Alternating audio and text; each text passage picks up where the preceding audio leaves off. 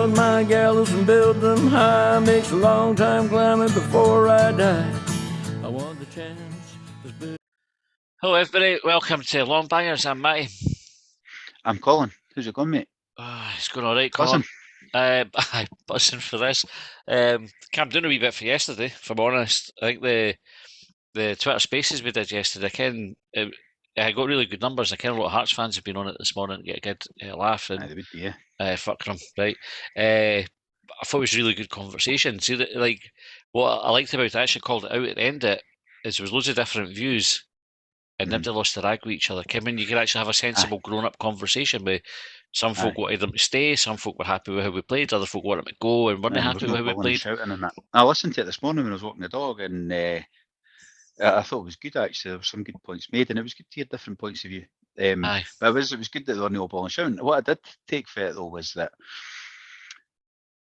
there was a bit of almost acceptance there. That like there was nobody. Maybe that's why they weren't arguing. Because everybody kind of expected, we know from the Spaces last week, we were kind of expected to get beat. Aye. So it wasn't like a surprise to anybody. So nobody was that raging because they were like, I fucking went in there expecting X, Y, Z and they can't let us doing again. It was none of that because we all went in expecting to get beat. Aye. And then so folk came out with their side, their argument, whatever, on that, we'll still be top four or no, we'll get relegated or whatever. You know, I don't think anybody went to the extremes, but you know what I mean? That you had your stay or go sides of it and who's to blame, but nobody was that raging, and which I don't think is a good thing either. Like that we're in that malaise, if you want to call it that. Like that nobody's that fucking. Everybody's just like, fuck's sake, man, I'm done. Aye. You know what I mean? I've seen it in the group chat earlier, so they put in the group chat, I'm done. I agreed. I liked it because I thought, you know what, I'm there. I think I'm there. I'm almost like, I know season ticket renewals will be coming out in the next couple of months, and I've got the money aside. Obviously, you pay me well. It's all there, but it's fucking. I'm thinking I'm going to set that towards a holiday. I'd rather go on holiday than buy a season ticket, and I'm out to pay the gate next year. You know what I mean? That's where my mind is at the moment, and I know come the start of the season you'll be going, I'll end up getting you, but. Put down as a business expense, mate. My mind is. For this, put down as a business expense. Aye, good shout. Good shout. Just before we get in it, we got a tweet from Liam Young. It says in 2007 we lost 1-0 to Hearts at Easter Road with Stevenson at the heart of our midfield. Yesterday we lost 3-0 to Hearts at Easter Road with Stevenson again at the heart of midfield. 16 years apart. 16. He's a left back. It's mental, eh? Incredible, yeah. Absolutely mental. And they haven't Stevenson, like, you know, so we'll get into it, but it's like, you know, and the TV commentary said that actually, if you're ever willing to watch it back, that he it was Mikey Stewart, and he was saying that he shouldn't be it's no that it kind of states the problem Hibs are in. I've got that he's there, not that no harm against Stevenson. He wasn't criticising Stevenson. I think they're friends, you know, all that kind of stuff. It was more that he's a fucking left back playing in midfield at the age of 35 with 526 appearances or whatever it is. You know what I mean? He shouldn't be. Shouldn't be playing there. They can't get anybody better than him. Like they've not been able to in all these years. We've never been able to replace him. Now that we're saying you shouldn't be desperately trying to replace somebody just because, but somebody at that age would normally be getting replaced. And actually, what we've done is we've brought his replacement. The boy that was brought his replacement this season played him yesterday and put Stevenson somewhere else because we've not got anybody. Like he's not even we've not even got a good backup for the midfield. Like it's mad. Oh man, and Kim, everybody Stevenson, he's a legend, and when we take the grandkids and the great grandkids in years to come, like he'll be coming on the pitch. He'll be doing the Pat Stanton role. Aye, that's where he is. That's where he is. Yeah. And so it's not like I'm desperate to get him out, but it's like we should have some kind of competent strategy in place for succession planning. Aye, fuck all. As just before you came on, I was writing the article for the BBC website, and I actually used that bit of information and just said it highlights, as much as it highlights the longevity of Lewis Stevenson, it equally highlights how inadequate the recruitment has been. And really, and of course, you could have played No-Hand Kenna there if you had to ship them out, but I'm not sure that would have been a good idea going by his Twitter likes that are circulating Incredible, eh? What's he there trying now to as do? well. It appears to have been liking Hearts' social media stuff, which is just fucking mind-boggling. And I think when we record Extra Time, we're going to talk about the derby in particular and our record in it and the different approach that both teams appear to take to it. So if you're a subscriber, you'll hear, like, if you don't want to put yourself through listening to it, but we're going to just go to explore it and maybe discuss how we would change it. Colin, that might be some like a wee idea. But on to yesterday's points and the talking points from it. The first one that I wanted to kind of to go on was it was a decent performance for Hibs. Good in spells, I would go so far as to say, but that's nowhere near good enough if you're losing 3-0 and going out of the cup to Hearts. Okay, what you think about that? Well, performance doesn't matter, eh? Like in a derby, it doesn't. Do you know what? Do you know what? Performance is a thing that you add after you start achieving. I think it's like it doesn't have. Like we sacked a manager. He had nine games lost or whatever it was when Jack Ross got sacked. But I think a lot of the reason was people were saying they're not going to renew their season ticket because the football's shite. Yeah. We were winning most weeks. We had that shit run. So I think it doesn't matter. To me, I said it at the time, so I'm not contradicting myself, I'm not being a hypocrite, but winning is more important to me than winning 1-0 is more important to me than drawing a game 3-3 but playing fucking Brazilian style football. Right? But we have got a mindset in the fan base, the culture or whatever it is, that says, nah, winning 1-0 is not good enough. We need to be flair. I mean, look at the team we were playing yesterday. Like, they didn't have any flair or any real flair. They've got goal scorer up front and they're efficient. But they're winning. They played us twice and Aberdeen once in this year alone. I don't know what the other scores were. 11-0 in total. Fucking take that. If we had beat Hearts twice and Aberdeen once to 11-0 in total aggregate, if you want to call it that, we'd be talking about fucking chasing Celtic down. Rangers. We'd be dismissing Rangers. So second's yours. That's where our fan base would be. Not, but actually we hounded the manager or managers like to come for not playing the Hibs way, because the Hibs way, what's the Hibs way? To lose derbies, like, and beat a team every now and again by pumping them, but then you win every week. Try to win every week. Aye, it's definitely a sore one. I think like yesterday. Certainly, even getting at half time, like Hearts have scored the two big chances in the first half. They scored with the first one, and the other one, the boys should have scored. To be fair, he's passed it back to Marshall. Marshall made quite a comfortable save on it. The Smith one. Yeah. Aye, it really they should have scored there. We'd hit the post. Campbell had that header. Got to take the chances, like, and you see, like the Campbell one. Like at the time, I wasn't. I thought he was unlucky, but he's got to get on target. Like, he's just got to. And if he can't, he's got Nisbet screaming for it, right? Which was probably hard to do, but he's got to get on target. And if he doesn't, Nisbet's there. Nisbet was doing for ages, going, fucking pass it to me, And it's like, it was just the wrong option. But that's it. It's wrong options all over the place. Like, whether it be defensively or attacking. It's like, I mean, the one he hit the post with that was an excellent attempt, actually, and it was a bit unfortunate, but the header, he's like, it's just a story of derbies, isn't it? Like, I mean, even gone back, fucking that Stevenson boys scored that raker that night. We were fucking hammering them that night. Fenlon resigned. I'm sure we hit the bar twice that night. Came before they scored, absolutely bumping them. Even when we beat them in the League Cup's quarter final in the year we won it in 2007, it was 1-0. And we hammered them 1-0. Aye, but we never hammered them. But they seem to be able to, like, because they're more efficient. We really try to fucking, like, I don't know, back heel in, like Campbell's first one, Aye, I think it was Craig from for the Ramble was on Spaces last night and said that we beat them by 3 goals twice since the millennium. We spoke about that before. Like, now, not recently, but we've spoken about that in the last few years, maybe even before we were doing this. about how you never hammer them, eh? Because even the cup one when it was 3-1 in the end a few years ago, that was one of the first time in ages we'd scored 3 in a derby. Aye. It's fucking incredible. And they've, because I mean they're not false score lines, right? But when you're 2-0 up and you bomb everybody forward, like we have in both those derbies recently, you're leaving yourself open.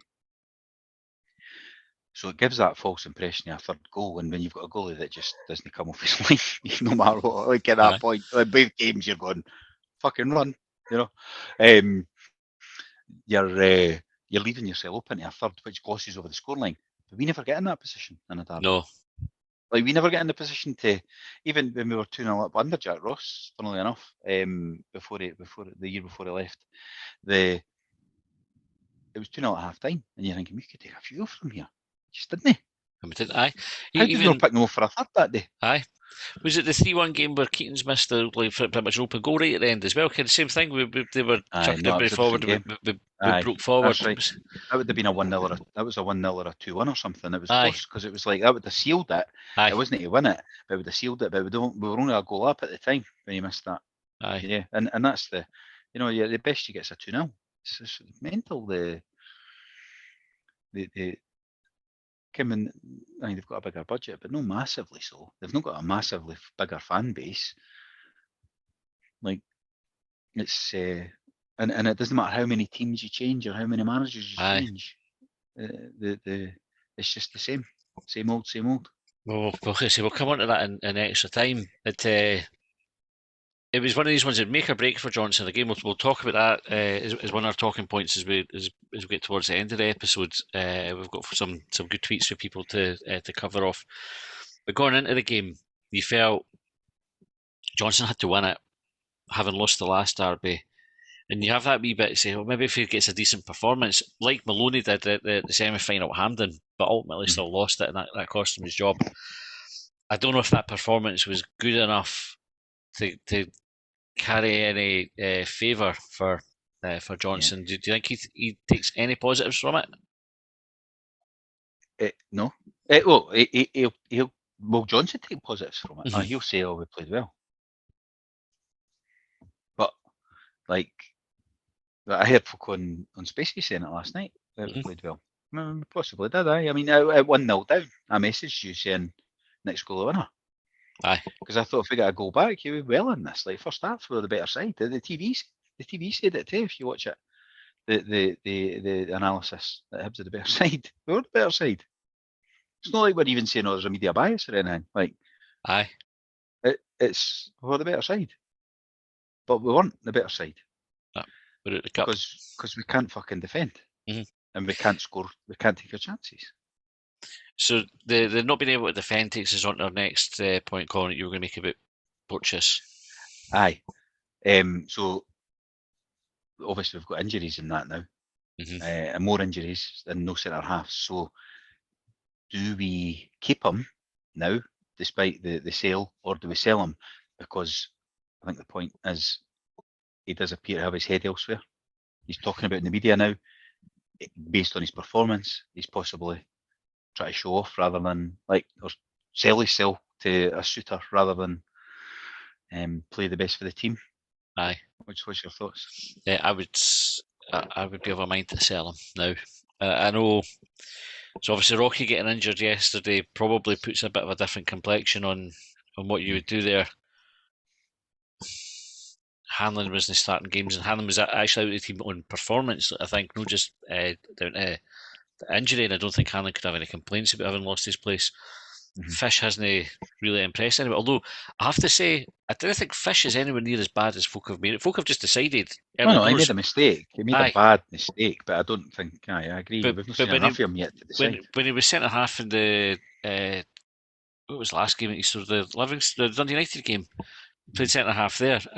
He was all right. Like he wasn't an issue. It was obviously Porteous playing in midfield and that, and then we changed how the setup to bring Porteous back into the centre of defence. But I think Fish himself is that bad.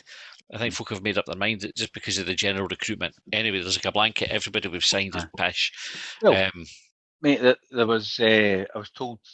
Guy, my brother-in-law was sitting beside at the game yesterday, or round about him. Sorry, certainly said that 5 minutes in, Jago's not good enough. 5 minutes. Because I put in the group chat flippantly yesterday, I was going to go 45 minutes. Somebody will write him off, but 5 minutes. 5 minutes. Just verbally, I don't know if they wrote it down, but there is people apparently out there on Twitter that I've not seen. It's on Hibs on it. Said about him. I was having a read through the incredible. The boy's just fucking basically flown in, signed a contract, and got dumped into it. Done all right. Wasn't he outstanding, but wasn't he shite in any way? He didn't really make any mistakes. Got a booking, but one of the bookings that you go, fucking glad we've got to play that in the team. You early doors, and then he walked the fucking tightrope after that. Aye. He still got stuck in. Like, it wasn't like he was like played within himself. I think it was a certainty to get a red card after getting a yellow that early in that position he plays. Aye. But he done well, not he? Aye. And I actually thought he and Stevenson and Campbell worked all right as a midfield as a defensive unit. Obviously, it didn't give you as much going forward. But going back to the centre halves, so Porteous cost us the first goal, no doubt, on Sunday. Well, he effectively did what Fish did, but with like a less obvious thing. He's in control of that situation out in the touchline, loses the ball and fouls the boy, and then we didn't defend the free kick. You know, he's the centre half that's in amongst all that as well. Yeah. There was various points. I think Porteous was caught on the ball. He was dwelling on it in some dangerous positions. And you look at where he was. We almost gifted Dundee United a goal when he passed it to Fletcher early on. Yeah. I think Porteous's head is definitely checked out at Hibs now, and we can't afford even a good player. You can't afford to have a good player that's playing for themselves. We need bodies in that are going to play for the team. And I think that's Porteous at the minute. So I would sell him and then use the money to try and plug the gap. And there's decent centre halves out there that could do what Porteous does. I mean, Porteous is a good player on his game. But what we didn't need a Baresi at the back. Now we need some kind that can just fucking stop crosses, because that's where we're losing goals all the time. Basic stuff. Just do the basics. That is the basics. That's it, though. I mean, that's the whole thing. It's like we were saying in a group chat earlier on. Somebody called, one of the boys called Heart Streetwise. I said, I wouldn't even go as far as that. I think they just do the basics. They just defend the block stuff, they header stuff away, and they pass it to the boy who can score goals. Right, and it's simplistic, but we did it. And I heard, and one of the boys was bang on Spaces. I can't remember who it was. It might have been Dave Graham, actually. Fucking Rocky and Porteous winning the ball at times at the centre half, passing it in the midfield, and then bombing on. Aye. What the fuck are they doing? Just defend. Like, is that their instruction? Is that the instruction they've been given? Or is that like they're hiding the fucking clouds? Like, just fucking, whoa, a fucking minute. Like, where have you gone? Like, it was mental. It happened like numerous times. Like, aye. Porteous definitely done it once, because the pass back to him was shit. He passed it in the midfield and he ran away up and somebody passed it and he went out to play. I think it was shite. And then Rocky done it a 2-3 times after that. And I'm going, what the fuck is going on? Like, they're just bombing on, and then you go, and then they get picked off, and then you've got a keeper that doesn't do the keeper sweeper thing. Aye. So, but she did at the start of the season as well. It was one of the things, I'm sure we commented on it, that he was rapid at coming out and sweeping up. Yeah. Just doesn't do it. Well, he used to do it because he got done in the Euros, like, because he was about the fucking halfway line at the time. But it's mad. It's such, there's like no apparent defensive structure, and I don't think it's helping that, like, Rocky needs somebody experienced, I think, beside him that talks him through it. And I don't think Porteous, as much as he likes to give the impression of he's doing talking, I don't think he is. Again, he's talking and shouting, but I think it's constructive or leadership, whatever you want to call it. I think it's just noise. That eventually, when you work with somebody or play with somebody like that, you go, fuck, what's he going on about now? Because you're going, he's just banging on about something, blaming somebody else or something. And I think I get that impression for it. But I definitely agree. His head. Fuck knows where his head was on the touchline yesterday when he gave that free kick away, because it didn't look like the ball had enough pace for him to shield it out. But he could have probably shielded it out in the end, if he'd just been stronger. He could have played it back the way, which again we didn't like players playing the ball back, or he could have just fucking heathered it out the park.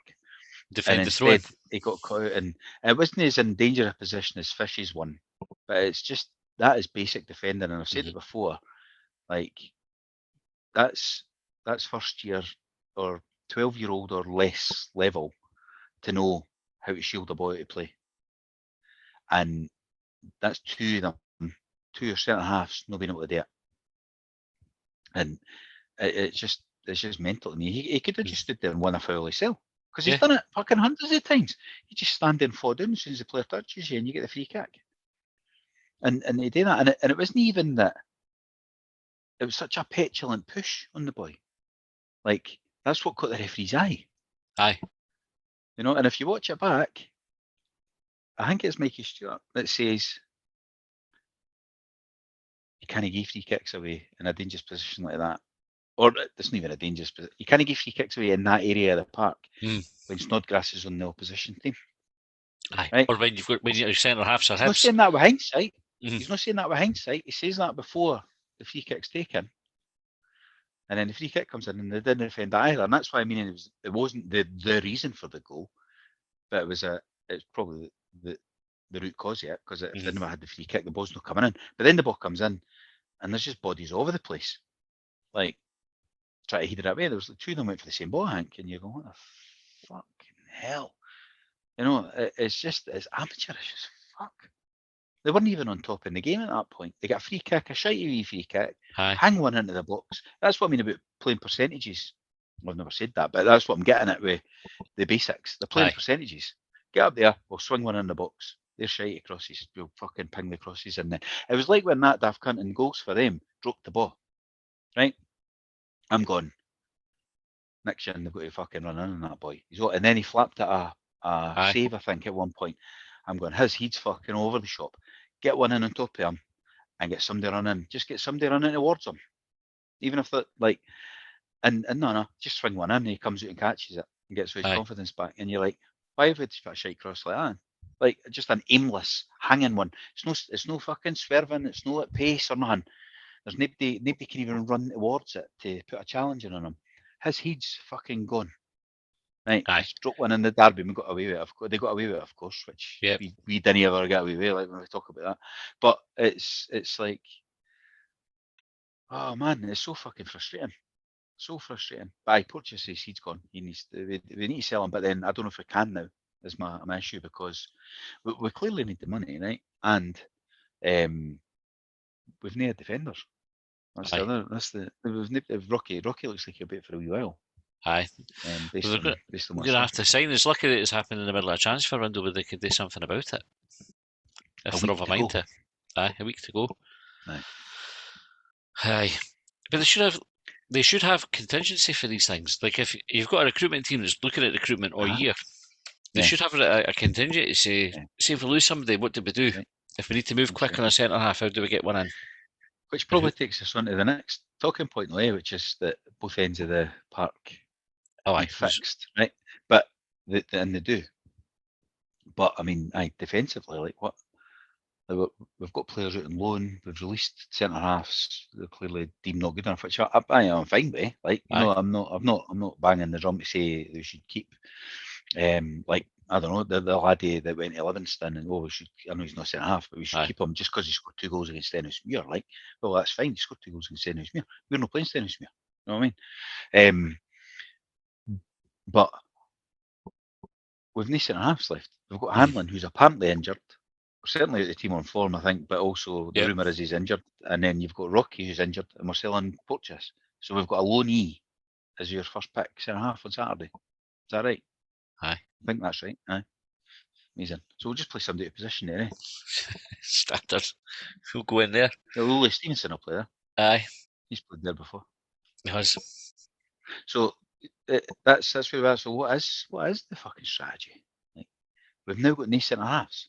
You're actively trying to sell one. You've got them out in the papers talking about it. You're talking about it. You're walking about the hospitality lounges telling people you're selling them. Who the fuck are you bringing in? Aye, And who is bringing them in? Because we've abandoned the structure apparently and want a director of football now without appointing one because it was just a fucking look over there moment. So we're allowing the manager to do it. The manager who might not be here next week. Like, who the fuck's in charge? What are we doing? It's the whole club at the minute feels called like a total shambles. Like it's just fucking one. It's like everything we touch turns to shite at the minute. Mm-hmm. Yeah. It's like, how do you end up in a situation where you're shipping out your marquee signings a window later, Joe, or a year later? Malcolm was the big signing in January last year. Mm-hmm. He's away. No one Kenner first signing of the summer, heralding it, or was he after Marshall? It doesn't matter. But big signing. Everybody's talking him up. He's away to Ross County and liking fucking Hearts tweets. You've got. That's bad. That's fucking ridiculous. Can you imagine that being the other way around? I can't. No. Well, they would get hounded. I kind of boy Civic was getting abused for having liked some lasses' Instagram. That's right. They know the fingers and stuff and that. But he wasn't liking Hibs ones. And obviously there's one of them that's more palatable than Hearts fans than the other. So you just look at it, you just say, how do you get such a shambles? Not that necessarily what Ken has done is symptomatic of the club being a shambles. The squad is a shambles. Stevenson in midfield is a shambles. Porteous in midfield is a shambles.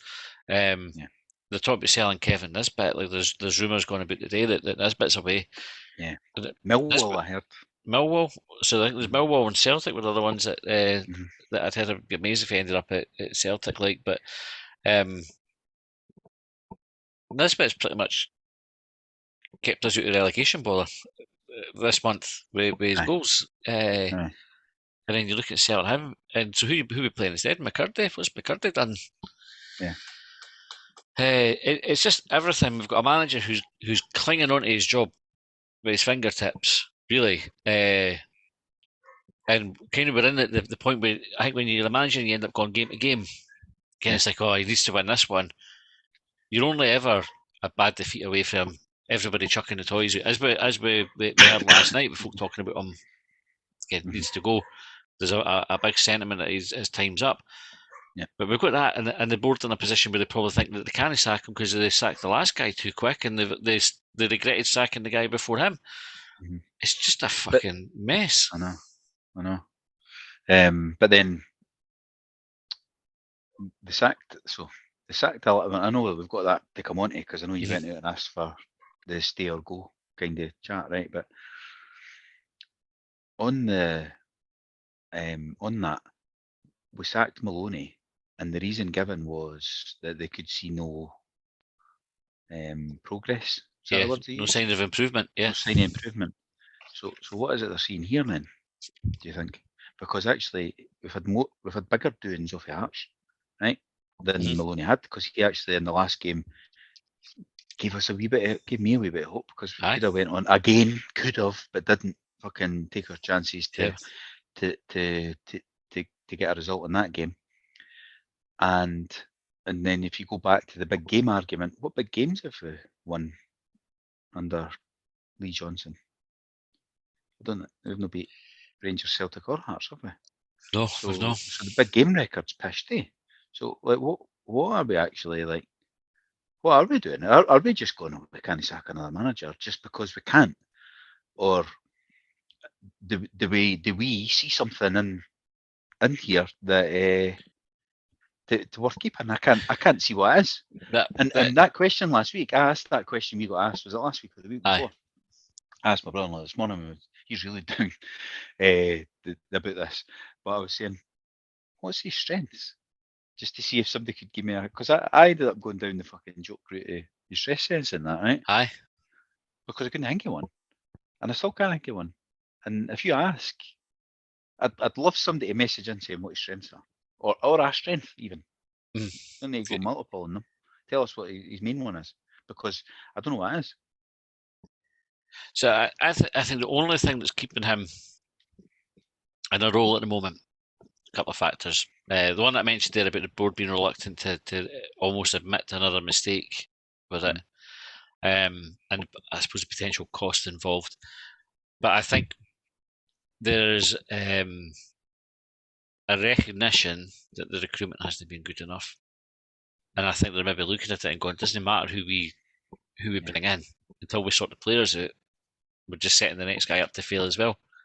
Yeah. So let's fix the recruitment. Give him a like the January window to finish. He's clearing the decks. He's going to bring a couple in. I give him the summer window. See how we get on going into next season. Whether or not Hibs fans will accept that, like we can't carry on like this. Really, we're getting pumped.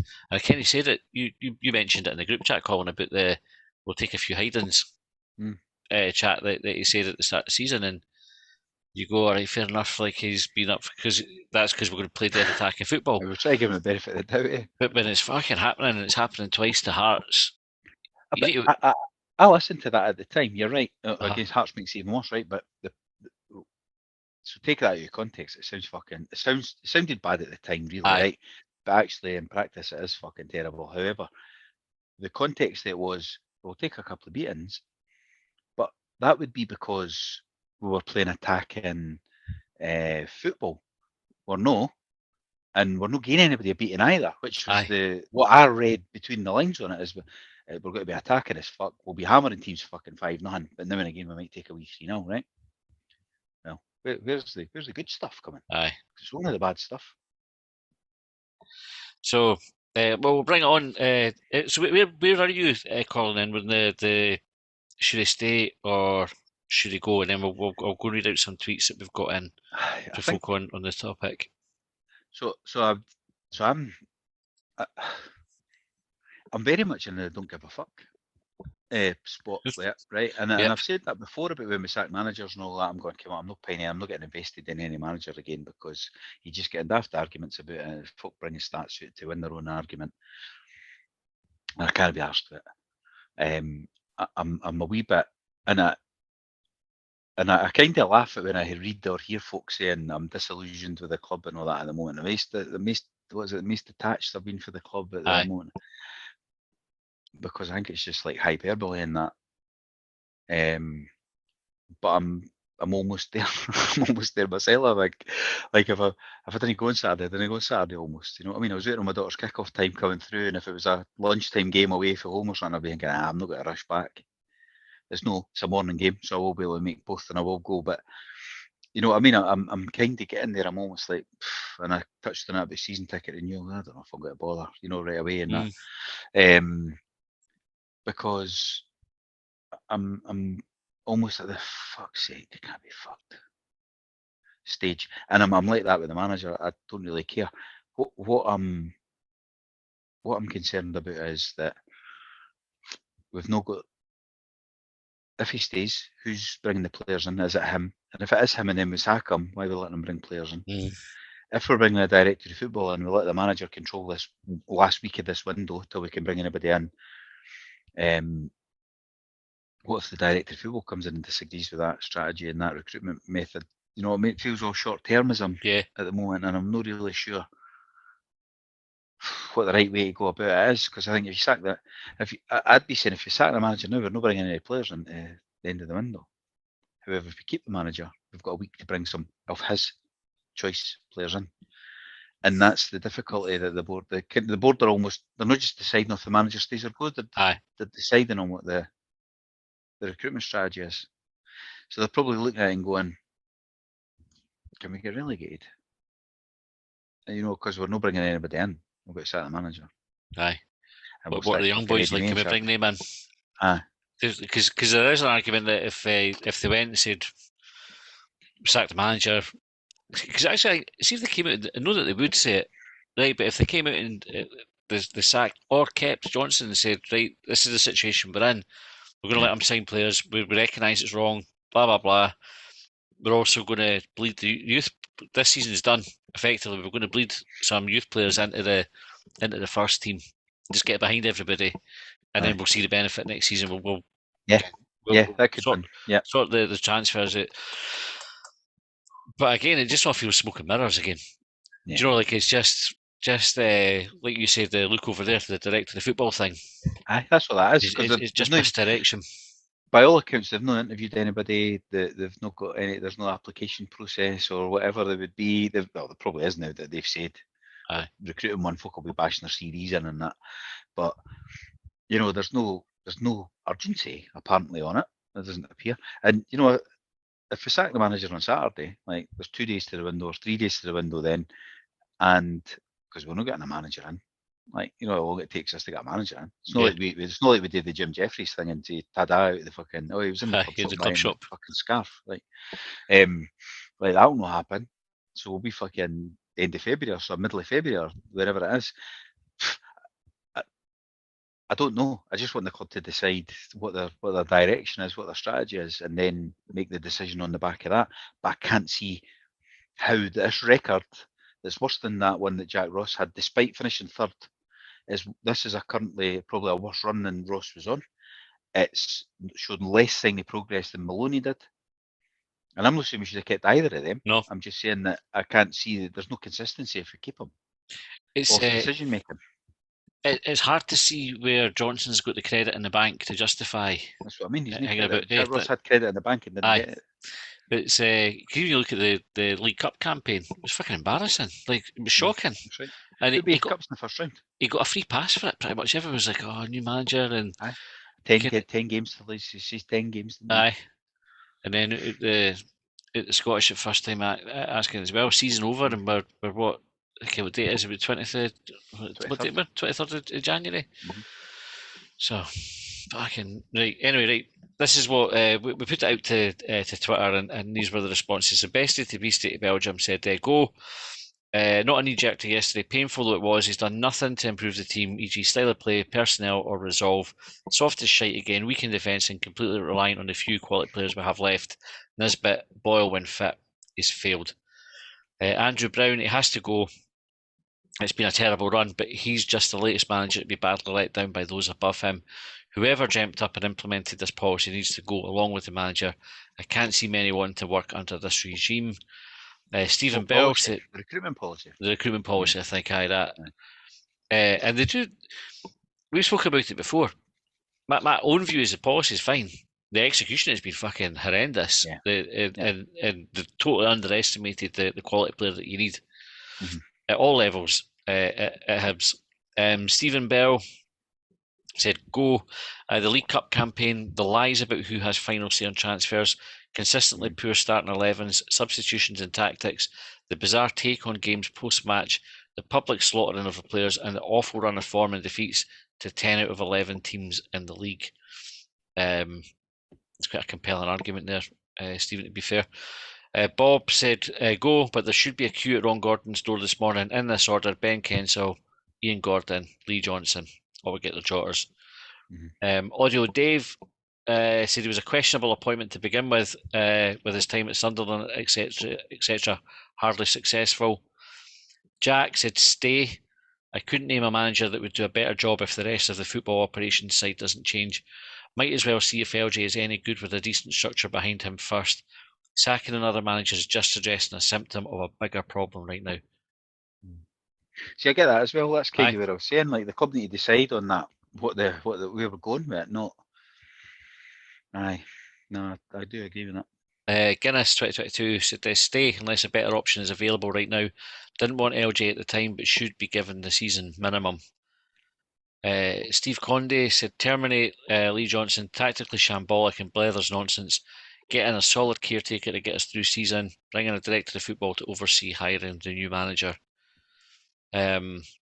Dave Graham said, "I want him to go, but he won't. Ben Kay and others are too invested in him and are already making signings that LJ wants. The club needs an enema. Clear it all out." TG Willis said, "Stay. You can't just keep sacking managers. There's obviously something far wrong with the running and recruitment of the club. PS, where's Ron?" Stephen Scott says, "Bye-bye. LG," I think he means LJ. "Consider position Ben Kensell. No plan, no direction, no tactics, and no good." Jay Caldwell said, "Go, he's not very good." Cammy said, for me, I'm leaning more towards go based on the fact that we couldn't get out the group stages of the League Cup. That was a massive red flag. Out with the Scottish at the first attempt. 3 wins since the 8th of October. No sign of progression either. George Stewart said, sack the lot, including David Gray. Our defensive coaching is pitiful. Okay, we can't score, but at least be hard to beat. Which I couldn't agree with. That's come up a couple of times, and folk around us in the stadium were talking about that. What's his job like? Well, Is coach, he a defensive I don't know if he's a defensive coach or if he's just a coach in general. I mean, certainly if we've got a defensive coach, and you were to look at our defending, you'd have to be asking what they're doing in training every week. Yeah, but then I mean, these guys can defend, right? Otherwise, they wouldn't be at this level. Yep. But they're being. I mean, it could be. It's not just as simple as saying, "Oh, the centre half shite," unless they are. But it could be that they're being exposed by the midfield not tracking back. The midfield aren't dropping deeper. The goalie's not organising them. The fullbacks no dropping in behind to cover them, or whatever the individual. So it could be the way the team's set up, rather than the defenders being not good defenders. Because that defence there, you could set them up on Saturday if they got a different structure set up with a different manager. They might look like fucking world beaters. And you go, fuck me, they're brilliant defenders. That fish is superb. They never loses anything in there. Rocky, look at Rocky, he's solid. And then you're into all that kind of chat because, I don't know, like fucking the left midfield actually covers the fullback, cross doesn't come in. Aye. Or knows many crosses come in. Or you didn't give the silly free kick away in the air to, you know what I mean? It's like it's a team game rather than focus. So there's a coaching team there. You could argue, well, they all go. Or do you say, well, you know what? It's that coach that defined that fucking formation and that strategy. It's his fucking fault. Aye. LG and Cow, I think, mistook or didn't quite understand the question. He said, what would be the preferred 11 to start against Aberdeen next week? Not now, LG and Cow, not now. Far ahead. Matt Gilchrist said, go, enough reasons to sack him, but the fact that we're all talking about it again surely is a telltale sign. Poor cup record, no brand, style of football, no connection with the fan base. We're heading for a relegation scrap, and what players have improved under him? Charlie McGrew thinks he made it up, said, stay. I don't think we're too far away from being a decent team, and he's unlucky with injuries to key players. I'm not sure many managers could do any better. We'd like more of the younger guys getting a run out though, but wouldn't be overly bothered if he was canned. Neil said he's not the man to take us forward, but the issues run much deeper than the manager. Kensel and Ian Gordon out first. Both are so far out of their depth. Danny said analysis of Gordon needed to. It's a cheerio from me. Henry said go. Sir David Graham with Daz as his assistant and blood youngsters. Mark McKenzie has to go. No signs of improvement. Robson Summers wanted it to work, but it's time for him to go. Our season is now over. William Turner, he should go as he's not tall enough for roller coasters. That's it. We're 7 points clear of the playoff. 7 points clear. Yeah. I mean, it feels pretty safe, but we've seen before that that could get clawed back quite quickly. We're also 4 points off fourth. Aye. So we're looking down the way, not automatically, but that's where we are. That's how close that league is. Because really, so you can do the maths, but Livingston in fourth place are 11 points clear of the playoff. They should probably be looking down the way as well, Aye, you would think so. I don't know if they will be. Right, just to wrap up, Colin, we've got a tweet had come in, a DM from Matthew McClory, who said, can we really blame Johnson? Today's team was possibly the best team we could play on the day, and we still got gubbed. Do you have any issues with the starting 11 that he picked? No, based on what was available, but then you could argue that he had 15 signings in the summer that he says he got final say on. I'm sure people will argue that because it's a fucking fact. He said he had final say. We signed 15 players, one of which he was fucking raving about, who he then loaned out the week before, and who's now liking fucking Hearts tweets. Aye. Haven't had a big fallout with him apparently, if you believe photos that are circulating. Yeah, so He signed 15 players, but he was unable to pick many of them or any of them. On that, I thought that Jago. By the way, Jago was how they were pronouncing it on Jago, TV, right? not Jago. I thought he was all right.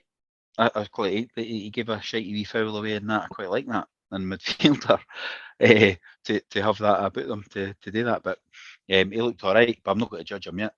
No, He's no black marked. He's no blackballed. He's still yet. no.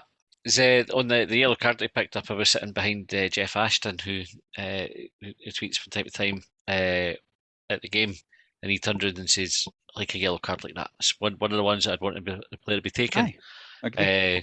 And yeah, I said, "Aye, same here." So it's good we've got somebody like that, like clever enough to actually spot it and fucking do it. Like, I can't remember having many players like that. You know what I mean? It's just like a. But anyway, Aye. Right to aye. to wrap. I'm just conscious of time. So one of the things that we'll talk, not got time to talk about it now, right? But there's a thread popped up on Hibs.net, and I'm just curious to get your initial thoughts on it. We might explore it on an extra time or something before. Fan activism, looking to kind of get involved in campaigns to either improve or get a takeover at the club. Would you get on board with something like that?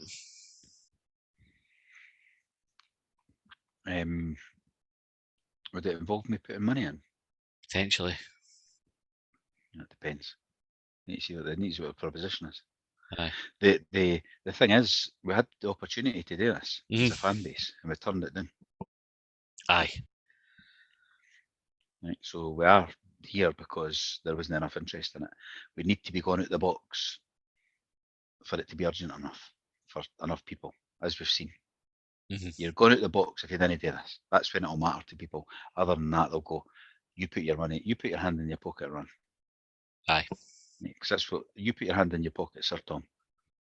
That's where we are as a fan base. Until we're going out the fucking box, that's when we'll lodge a ban.